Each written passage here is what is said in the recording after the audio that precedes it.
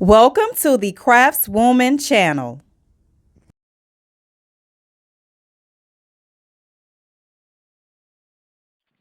Okay, welcome to the Womb Wellness Call. I am Abena, CraftsWombman. I'll be your host this evening, and we have been talking about birth, fertility, and fibroids. So tonight we have the great Mama Mawusi on the line, and she's going to get started by first just introducing herself. So can you tell us a little bit about you and your background? Yes, greetings. This is Mama Mawusi, Ashakia. I am first honored and grateful to by Mama Abena for her calling me back and bringing me on the show. I am so grateful. I am a mother, a wife, a woman. I am a midwife. I have been delivering since 2001, and I have been learning naturopathy and herbalism and the healing arts since 1997. Mm-hmm. I am a homeschooling mother. I also work to help set curriculum for independent African schools. I also am a naturopathic physician, for which I utilize herbs and natural healing modalities in order to bring about health in the African woman, man, and child. It's a key to me that we as Africans understand how to heal and maintain our own health. It is my privilege to be able to be a part of the facilitation of that healing, because it means that I'm a part of healing our whole nation. We as African people have to put ourselves in priority, and that's a principle for me. Putting our health in priority, putting ourselves in priority, and bringing about healing programs for us. Mm-hmm. So that's a big deal. Tonight, Mama Abena has asked me to talk about our wounds and healing, and that's like, for me, that is the most precious topic to just talk about, much less live. Mm-hmm. I'm also a priestess of the sacred feminine mysteries. Mm-hmm. So for me, this is not only do I work with wounds in relation to our physical health, but I also work with the wounds of our minds and the wounds of our spirits in relation to our spiritual health. Mm-hmm. And our emotional health. Our psychology creates our physiology. That's a big deal. We don't really understand how that works. Mm-hmm. But I think that the previous discussions that Mama Abena has had on has been very powerful in relation to helping us to understand how our emotions are actually, they do exist and they manifest in this world. They manifest into this world through our wombs, just like babies manifest into this world through our wombs. I wanted to tell my story, one of my early self first, and kind of ease into it. Okay. Like a cool breeze. Okay. What tripped me out as a young woman is that I didn't realize that I had something very special, but I realized that the people around me knew I had something, and I didn't even know it. Mm-hmm. They knew I had something that I didn't even know I had. They knew that it was valuable, and I didn't even recognize the value of it. They knew that it was precious to me, and I didn't know. So I spent a whole lot of years allowing people to manipulate me out of my precious and valuable gift, and was grateful, so grateful to have found my husband, and for him to bless me with true love and to be there for me as I went through that process of self-hate, as I went through that process of feeling that really I was alone and feeling that I was not valuable and I was not lovable. Mm-hmm. And so it's a very powerful thing, but my story is pretty much every woman's story. I hear it from so many women. I hear it in so many voices, and I see it in the dis-ease of so many women. So I just had to say that, start into that on that point, Mama. Okay, now can you tell us a little just what you know, or do you have any herbal recipes for fertility for women that are struggling to have a baby? What advice can you give us, or any herbs that you recommend, any practices, meditations that are recommended for people who are dealing with fertility issues? Yes, that's a very good question. When I deal with a lot of women whom are finding that they are not fertile, that's a big deal for us as Africans in America today, because in 1989, when I graduated from high school, most of my peers had already had children. Yeah. No, and sometimes not just one. And fertility, we didn't realize or see it coming that was going to become an issue. Yes. Right now, today, we're in a place where fertility is a big issue for us. Yes. And so a healing strategy that I often suggest and I also ask you all to research for yourself, is utilizing red clover and red raspberry. Yes. These two herbs are very powerful as a base to really just get your circulation flowing again in your uterus. Also, ginger, red clover, red raspberry, and ginger. And just for the love of it, for the beautiful color of it, hibiscus flowers. Offer yourself flowers. So hibiscus flowers in that red clover, red raspberry, hibiscus, and ginger. Make it a cooler. Drink it. Make it cool it down and drink on it all day like a sun tea with ice in it.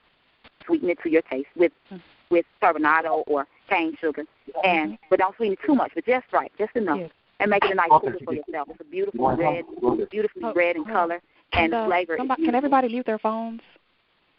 Okay, go ahead. Okay, beautifully red in color and a beautiful flavor too. You'll really enjoy that. I also suggest that women whom may to get into belly dancing. I love belly dancing. If you can find it in your community, get into belly dancing, because in essence, the original Nubian dance of the Nubian women that we see in the Egyptian hieroglyphs, or Kemetic hieroglyphs, were women who were belly dancing. And amongst the Arabs, they call it the dance of the Mizraim.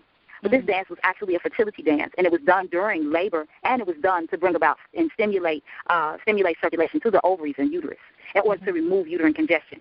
In addition to that, I want you to go online and find, I believe, and I'm going to say you'll find it under Heteru healing dance or womb dance. And it is a dance that is given to us by the queen mother of wife of Shechem, Ra'un Nefer Amen. And she does this dance for which she is massaging her womb.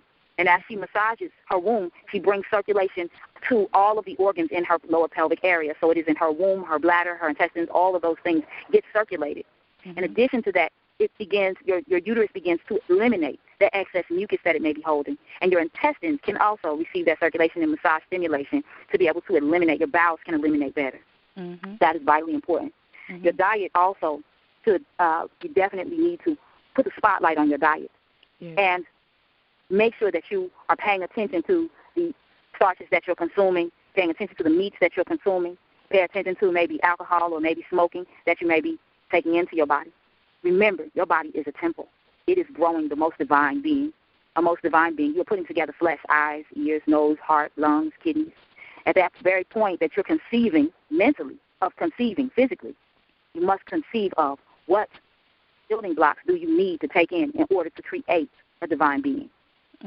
Thus, you have to pay attention to the quality of the food that you're consuming, the quality of what you're drinking, and also the consistency of taking in quality food and quality drink. Okay, that's good. Okay, now what do you say about fibroids? How do you feel about? It seems like since the last 10 years, it's like everybody is coming up with fibroids. Yes, we as African women here in America are very angry. We are very frustrated. We are very incarcerated. But we may not be behind bars. We are so incarcerated, and that's what the fibroid is doing to our wombs. It's literally holding our wombs hostage. And so what we must do is begin to unravel the tangled web that we have. Our psychology has created our physiology. The foods that we consume as a relation to our comfort, needing of comfort, has created our physiology. The environments that we find ourselves in creates our physiology, and we must pay attention to that. You will find that working with the herbs of red clover and red raspberry will help. But in addition to that, other herbs may support the degeneration of that tumor in your womb, such as chaparral, such as chickweed. These two herbs help to shrink fibroids. In addition to that, I would also go on a weekly bowel cleansing regimen involving enemas, utilizing the enemas. Everything that I'm telling you, please do the research. You will find that research will support it. So go ahead. I would like for you to do the research for yourself, because everybody is different. Each body is different. Each body responds differently to different things. But do the research and the inner search in order for you to get an inner view of yourself and what your body needs and wants. You may give it take in some senna, or you may find it in the grocery store in the form of Smooth Move. It is a laxative tea. You may like it. You may not like it. Your body may not respond to it, and it may love it. But you must be your final physician. You must be the one that takes responsibility. That also says to your body that you love your body. You enjoy your body. You enjoy your womb health, and you want it to continue, especially when you take responsibility. By listening to these three discussions that Mama Abena is putting out, you'll find that these discussions help to support you in your research and inner search. Mm-hmm. Now, the last thing, and this one I really want you to talk about, is birth. I mean, you could just tell us anything, and then I'll probably ask some other questions. Okay. Birth is, you have to realize that we as African women have, for generations, for eons of time since the beginning, since the first woman whom they called Lucy, have found that birth was our natural, is a form of nature. It's one of your natural abilities. Unfortunately, we live in a society that feels that you cannot birth, that birth for you is a medical anomaly that has to be taken care of, and that you yourself, you can't even possibly know how to take care of yourself. Can you tell us about home birthing? Birthing at home? I'm sorry, can you hear me? Are you there? Can you hear me? I can't Hello? hear you. Now you can't hear me. Now I can, of course. Yeah, now you can't hear me. Yes. Okay. Because birth for many years for us as Africans, it's in our DNA to understand birth. It's a natural function of our bodies. It's not something that we are disconnected from. It's not something that we innate. It's not something that we don't know what's going on with us and it makes us frightened. It does not make us frightened genetically. Unfortunately, we've been trained to be afraid of what our body can and cannot do. In relation to home birth, these are women who have chosen to take full responsibility for their birth environments as well as their choice. They choose what they want during birth. It's not a choice like I'm going to McDonald's and today I want something else. It's a choice that I want my child to be born in a different environment. I want to feel safe, because that woman usually is challenging the birth environment for which she has been groomed, programmed, and conditioned to believe is safe. And so that is a big deal. Before any woman chooses to find a birth supporter that will support her through birth, she first makes the decision of where safety is, where it is safe. You know, women must, we have an innate need for there to be resources there for us and for there to be safety there for us. Our relationships are so important. And this is a lot of the reasons why we might grow fibroids in our wombs instead of babies. It's because we don't feel safe. We don't feel secure. So when we birth, I've had mothers who literally will hold that baby in until everything is right in their life. Everything is in order. We need that. That's an innate instinct of ours to feel like life is in order. And we need for things to be, the resources and everything to be there for us. Home birth is one of those sacred things. I'm sorry, go ahead. Oh, no, I thought you were finished. You can go. I just had another scenario. What if someone, just found out that they're pregnant?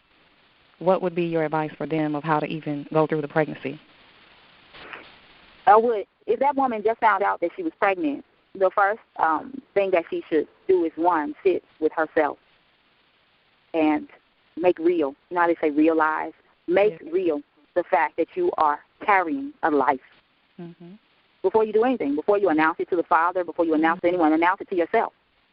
And then after you have made peace with that reality, then take it to the Father. Sometimes when we announce it to the Father before we've made it real, then he doesn't believe it's real, like it's something that's abstract to him. But when a person who has made peace with it and they're clear of what's going on says it to the Father, we are having a baby, and it's real. You know, he really feels that projection of reality. And then he really begins to feel the fact that he himself also is gestating with you. Men actually give off a hormone that in response to the fact that the mate that they are connected with is with child. Men literally give off hormones in response to that. So as she would approach that situation, she should approach it making sure to be able to stand in that place, that this is a very real experience. Next, she may want to do some research on different things that she may be expecting, what could happen at this time or this moment or that moment. Should she be nauseous? What should she take? What should she do? X, Y, Z. Also, she may want to consider, once she gets into her third, fourth, fifth, sixth month, she may want to consider, and as she reaches that second trimester, consider how she wants to birth. You know, she may, these are the inner thoughts. the outer thoughts are who should be your care provider and things like that, but I find that a lot of women are still dealing with the reality even in the second and third month. But in your second and third month, you have to determine a care provider.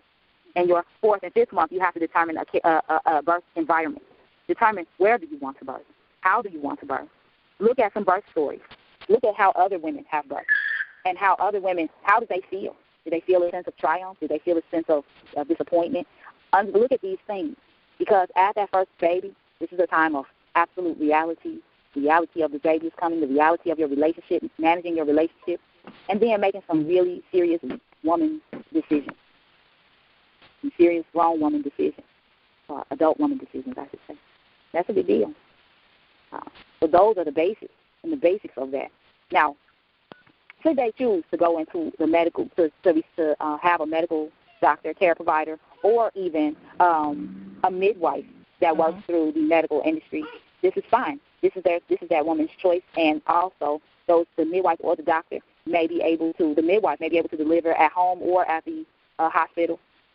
She may also choose maybe someone in her community who is a direct entry midwife or a certified professional midwife. And these are options. These are also birth options. Also, the birth option of having a birth companion or a doula. That's a very powerful choice, because that birth companion that walks with you through the journey of labor and gestation and after birth is so powerful. That helps the woman maintain her consciousness, focus, and keep herself at a high vibration. That doula helps and is her birth advocate.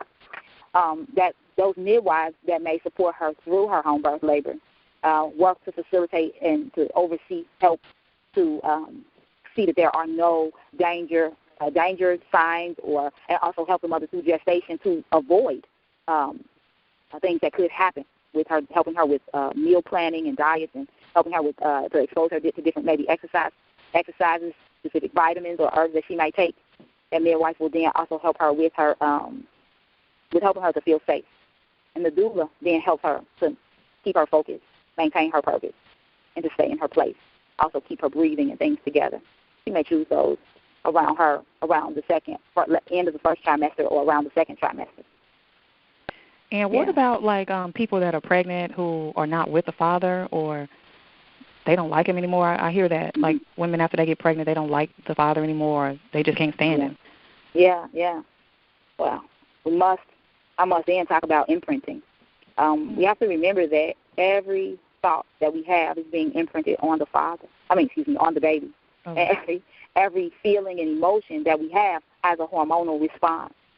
So if you choose to distance yourself from the father of the child, do a lot of work on cleansing that emotion, working through that emotion, and still standing in victory, and celebrating a victory, walking in a victory. And like the church and the old folks say, still giving thanks for being out of maybe a relationship that may have been very negative and had a lot of negative energy, or maybe it just wasn't right for you or what have you. Definitely stand in that place, find that place. Clear yourself. As a midwife, I work with people early on helping them to breathe, helping them to understand what your body is doing with this breath, how your body is utilizing this breath, how sacred each breath is. Breathing is the key to I won't ever say a painless birth. You know how you have this whole painless birth phenomenon.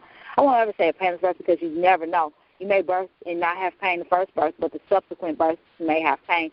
But what I say is breathing is the key to managing your body and being able to manage and feel what your body is doing and why, how, when, what you're feeling. And if you've moved the discomfort from one place to relieve it and been able to relieve it, from that area. So breathing and breath is the key. Breathing exercises. Okay, and after the baby is here, what advice could you give the mommy for taking care of herself? What is very key is once that mother delivers the placenta, that's another delivery. That's another birth. Yes.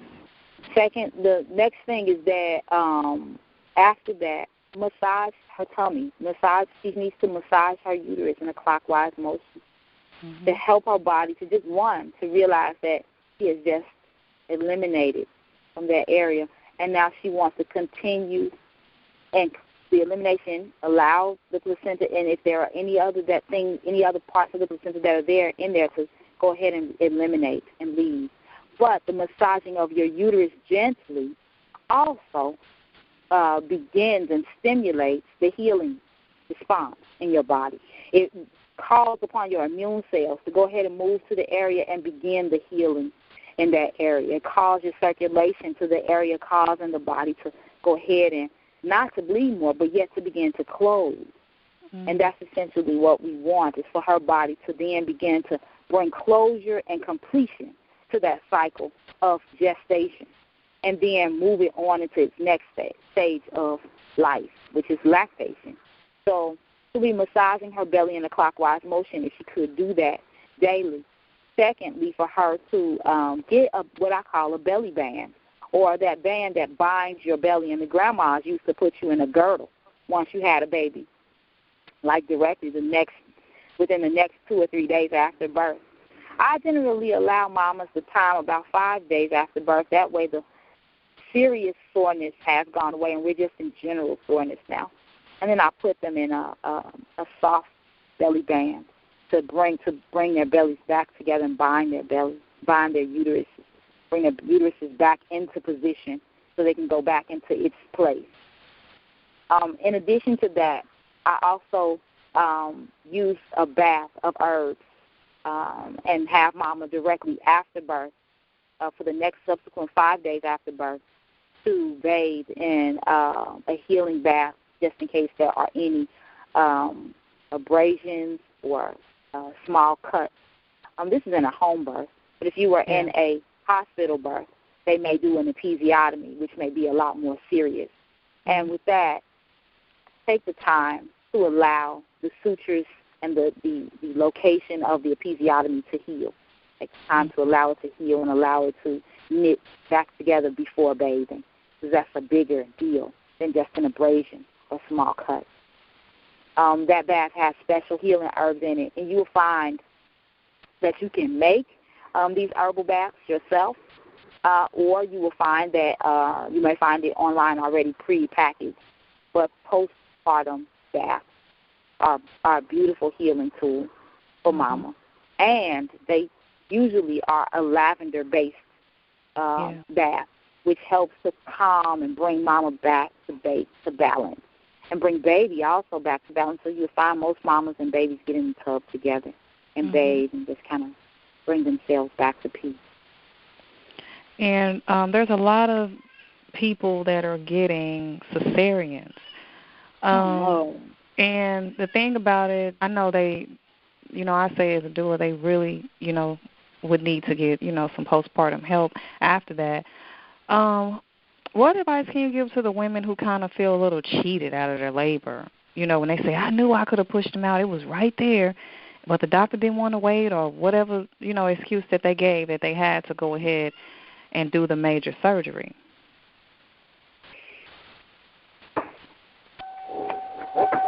You cannot deepen or lessen or change someone's journey. Yes. Or change anyone's journey, or even say that the journey was, make a judgment upon the journey of cesarean section. You must help them to breathe and move forward. Because birthing by the knife, my spirit always asks the child, are you to come by the knife, or are you going to come through the doorway? Sometimes these children are warriors, and it's a whole nother paradigm. It's a whole nother mind shift. And I step gently to say that some children come by the knife because it kept them safe, and then some children come by the knife because physicians made decisions based upon their knowledge. But there's lessons to learn each time. In each birth, there's always lessons to learn. And this next birth are what we seek to move to. It's like each experience is a microcosm in and of itself. And you can't just say get over it, but you have to, as a midwife, I have to help that mother through each and every situation. It's such a Pandora's box because some women feel, like you said, cheated, and then some women feel downright violently angry, and then some women feel like some women almost ask for a C-section. Oh, yeah. Mm-hmm. It's so many different ways that that C-section birth comes about. But in my work with mothers, I just help them to untangle the emotions and move into the next one, and also to help them to heal the distrust in them. Like that doctor didn't trust the body. That doctor may not have, in certain cases, they didn't trust the womb in the natural process of birth. However, some doctors moved because they had to save the life of the child. So much. You just don't know. So to hear the whole story, I always seek to hear the whole story as best as Mama could remember and piece together the puzzle pieces in order to see, was it necessary or was it unnecessary? Did they just push themselves upon Mama, or did they, were they really sincere that there was an elevated heartbeat, there was a reason, or some reason to move that invasively? Was there some reason? And then I help to unravel them from there. But each situation is personal. Each situation is individual. You can't say, well, you know what, I would blame that doctor, this, or doctors are all the devil, period, dot. And when they do that, this, because no mother that is in America today is ready to leave 9 months of pregnancy without a baby. We're not ready to do that here. We're not mature enough. We're not, or we just, I don't want to say we're not mature enough as much as I'm just saying, like, we're not ready to leave a birth situation without a baby. We're not, and we're not going to do that. So if that doctor was working in good character and he brought that baby forward, she may have felt that she could do it, but the child's heart rate was elevating to 175 or 185 every time she had a contraction, or lowering to 199 every time the mama had a contraction. Well, that's a reason for C-section. That's a reason for someone to step in on mother and child's behalf in order to help her bring about that baby. That is and in some cases, it's just not. So that is such being real on that. I really like that. That's an interesting perspective, and I've never even thought. I mean, that's just a different viewpoint that I have to really look into. I've never even thought about it like that. That's just a good way of putting it. Does anybody have any questions? You can unmute your phone if you have any questions for Mama Mawusi.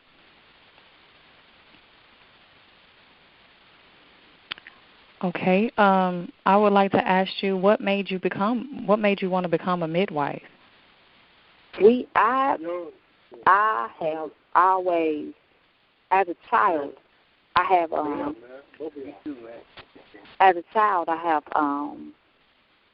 my mother was a nurse, and my mother had nursing books and textbooks at the house, and I would always land in the reproduction section of the anatomy book or the nursing textbook. And so with that, I really kept wanting to know about birthing and babies. And then when I began to have children, I kind of found myself frustrated with the hospitals and the doctor whom I had been working with, who allowed me to do whatever I wanted to during the birth and labor situation. He retired, and I didn't want to go to a different physician. But I got pregnant a third time, and my option was to go possibly to a clinic. Also, I didn't have any health insurance. So I went to the clinic, and they began to ask me, did I feel abused at home? Did I feel that I was afraid of my husband? did I feel that I was, or had I been promiscuous, I needed to take a STD test. I needed to take was my vaccination. They began to prod me and poke me, and then even push me to take an AIDS test, for which I was, at that point, I had been married for 8 years. And I was very angry about my experience, my first intake experience in this clinic. And I came home and I cried to my husband, and I was just like, I don't ever, ever want to go back to that again. He and I had recalled that we had talked to some Rasta women at a local vegan restaurant that we had went to. And they were saying to us that they had seen me in previous pregnancies, and they was like, oh, that's beautiful, you're pregnant, And they told me about they delivered their own babies. I was ready to walk back to the restaurant and ask them for help that day. Remembering that as he brought it back to my memory. And they were no longer there at the restaurant. The restaurant had closed at this point.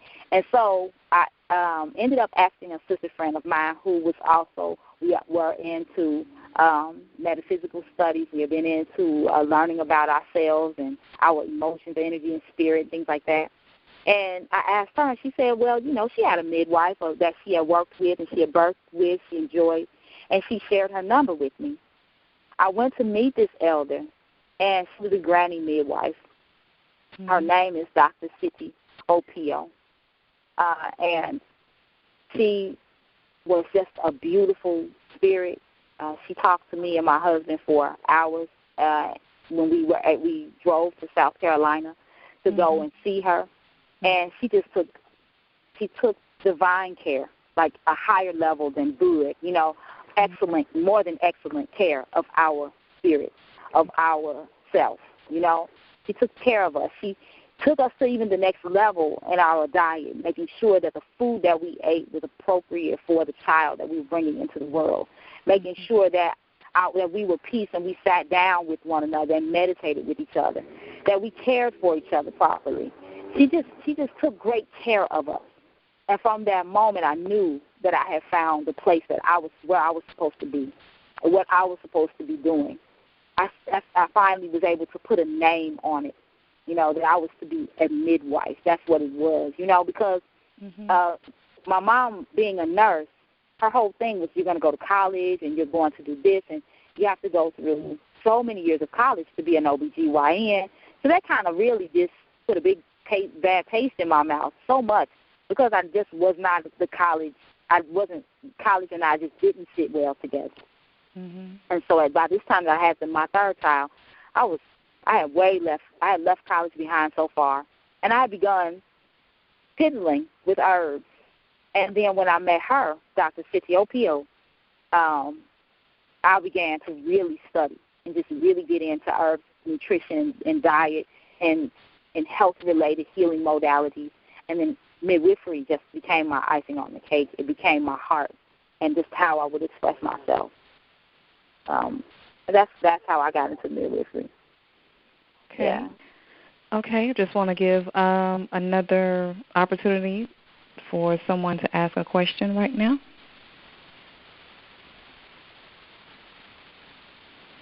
Okay.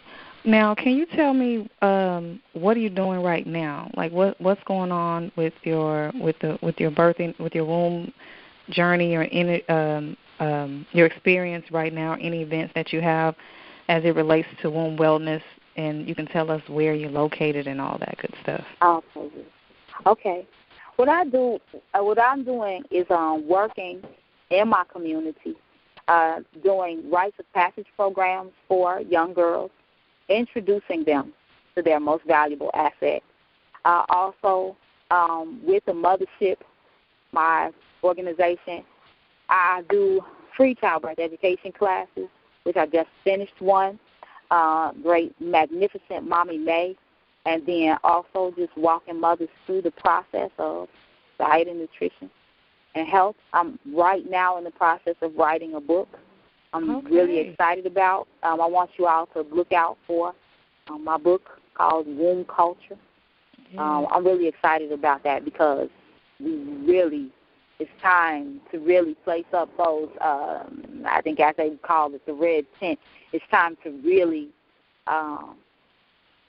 bring attention to this valuable asset that we have as women, and then to place it in that position that they deserve, so that when we bring children into the world, they are already imprinted with their genetic greatness. You can find me on Facebook at Mawusi Ashakir. You can also find me. Can you spell that? Mawusi Ashakir, ASHASHAKIR. In addition to that, you might find me at thebodytemple.ning, NING.com. The Body Temple, just as it's spelled, .ning, it's spelled just as it sounds. Thebodytemple.ning, NING.com.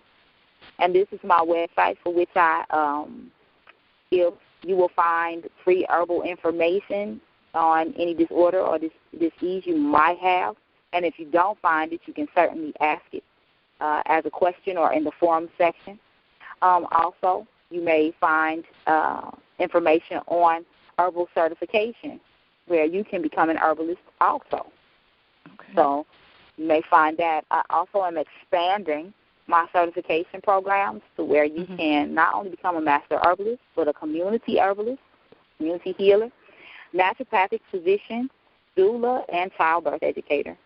So we can work together to manifest you as a community healer and work in the community to help us as Africans, to help maintain our health and heal us. So that is those people who feel it as a calling. Step forward and let's get that work done. And where together are you located? We will heal. I am located in Cincinnati, Ohio, and locally I do work in the community, doing everything from community advocacy to bringing attention to our heroes and sheroes that inspire us. So, yeah, you'll find me in Cincinnati, Ohio now, today. But right. I can be everywhere. So what is your opinion about, like, just the I don't know, maybe this may be redundant, but what is your opinion about just the current state of our wombs? Our wombs are crying out right now. Our wombs are crying out. They are being oppressed, depressed, suppressed, and incarcerated, held hostage. We don't know really how to express ourselves.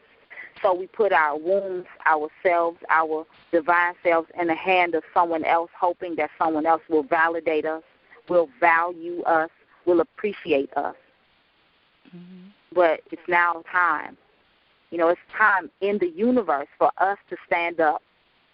And even if it's with one foot, but you must stand. And you must give yourself value. And you must begin to see what you have as valuable. It is a gateway for which we are bringing life into the world. And how can we get free? By believing in ourselves, by trusting ourselves, by loving ourselves, by appreciating ourselves, thus appreciation like growing in value. We have to. And we have to do it. We have to approach it like a revolution. We have to approach womb health like revolutionaries. We have to approach womb health like we're fighting for our lives because our children have been attacked through the womb. Our future is being snuffed out, just like a candle, just blown out, simply by the foods that we're choosing or the mates that we're choosing, the relationships and the environments that we're choosing. Stop right now and choose you. Stop right now and say, I'm worth it. I'm valuable. I don't have to have this. I don't have to take this. This is not my inheritance. And choose the quality, the highest value environment. Choose the highest value of food that you can purchase. Choose the highest value of relationship that you can have, and hold it as a standard, and hold it as a law, and accept nothing less.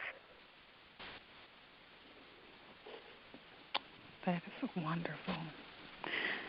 That is so good. Besides let's get back into the herbs. Besides the red raspberry, the red clover, what would you say would be your top 3 womb herbs? And working with, depending on where you're coming from, herbs are not just plug and play. Yes. You know, red clover and red raspberry are base. They are base. But it may be an issue where you need cervical health. Your cervix has some issues. You may have had a polyp on your cervix, something like that. I use squalvine for the cervix. Oh, okay. Squalvine is a partridge berry, it's called. It's another name for squalvine. Mm-hmm. If you are going through menopause and there is an issue with vaginal dryness, or there is an issue with a need for just the moisture to come back into your life, that's what estrogen provides. I would use coconut water. Also, avocados. Eat that, consume that. If there is an issue with uterine congestion, or if there is an issue with just a sedentary lack of circulation going to the womb, then I will work with movement.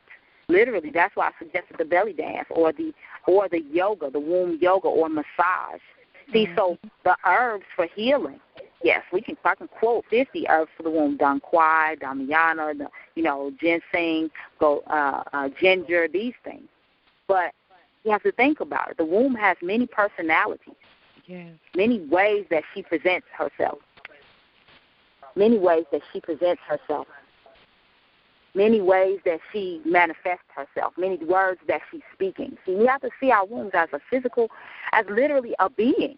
Yeah. Our womb is a being. Our womb speaks. Our womb says, I'm angry, when it's going through a cycle and it's having these hard, angry contractions. It's angry.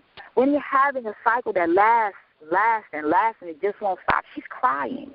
The womb is crying.